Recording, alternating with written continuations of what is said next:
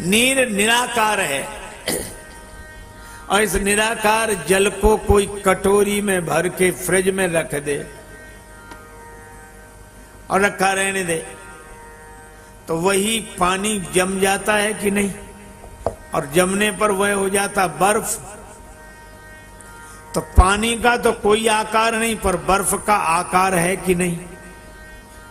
जिस कटोरे में रखेंगे, जिस गिलास में रखेंगे, उसी का आकार ग्रहण कर लेगा। अच्छा, पानी को बर्फ बनाने के लिए पानी में कुछ मिलाया तो नहीं,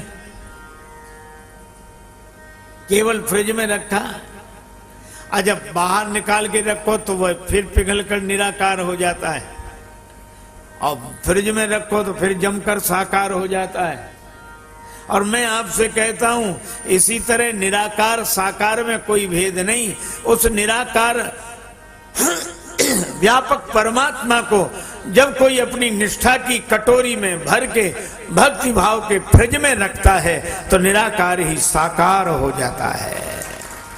तुलसीदास जी उत्तर लिखते हैं, जो गुण रहित सगुण सोई कैसे,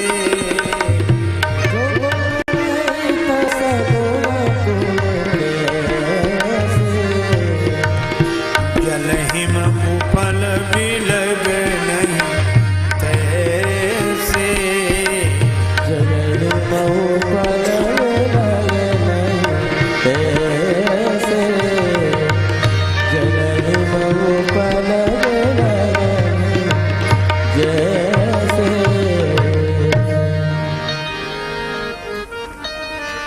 जल और बर्फ जैसे अलग अलग दिखते हैं पर अलग अलग हैं नहीं, इसी तरह निराकार साकार अलग अलग दिखते हैं पर अलग अलग हैं नहीं। अच्छा चलो मान गए कि जो निराकार है वही साकार है, पर भगवान जब निराकार है तो उन्हें साकार होने की जरूरत क्यों पड़ी? इसलिए कि पानी को हम पकड़ना चाहें तो पकड़ नहीं सकते, पर बर्फ को तो पकड़ सकते हैं।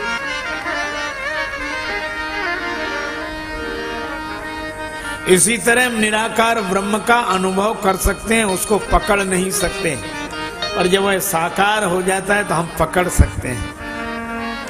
श्री सूरदास जी कहते हैं, रूप रेख गुण जाति जुगुति बिन निरालंब कित धावे, सब विधि अगम अगोचर याते सूर सगुन लीला पद गावे।